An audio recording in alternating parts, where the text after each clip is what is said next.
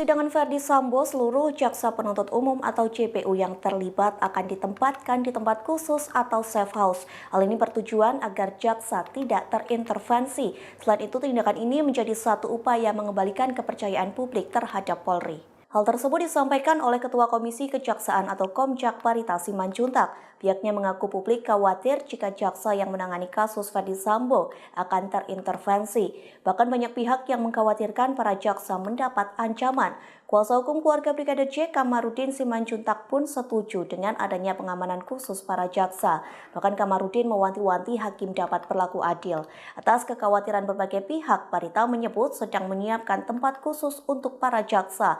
Tak hanya menyiapkan tempat khusus, pihak kejaksaan juga menyadap ponsel para jaksa untuk sementara waktu. Hal ini dilakukan untuk meyakinkan kepada publik agar tidak khawatir jika sidang dipengaruhi pihak luar. Dengan langkah-langkah ini, Barita memastikan tim JPU akan bekerja dengan profesional dan aman. Kemudian Barita menyebut ada sekira 30 JPU yang akan bekerja untuk seluruh terdakwa kasus pembunuhan Brigadir J. Diketahui sebelumnya Kejaksaan Agung atau Kejagung RI menyatakan berkas perkara kasus pembunuhan Brigadir J dinyatakan lengkap.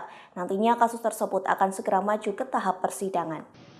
Oleh karena itu kita berdoa supaya Tuhan membantu ketua pengadilan negeri Jakarta Selatan untuk menunjuk majelis dengan cara membuat penetapan supaya nanti hakimnya misalnya 3, 5 atau 7 adalah hakim-hakim yang betul-betul wakil Tuhan. Jangan seperti hakim yang kemarin menerima doa atau dorongan amplop yang tertangkap di Mahkamah Agung. Oleh karena itu kita berdoa, saya mengajak seluruh masyarakat dalam dan luar negeri untuk berdoa kepada Tuhan kita supaya nanti majelis hakim yang memeriksa, mengadili dan memutus perkara ini, perkara korban almarhum Brigadir Nofriansah Joshua Huta Barat, betul-betul hakim Tuhan yang menyatakan putusannya itu demi keadilan berdasarkan ketuhanan yang Maha Esa.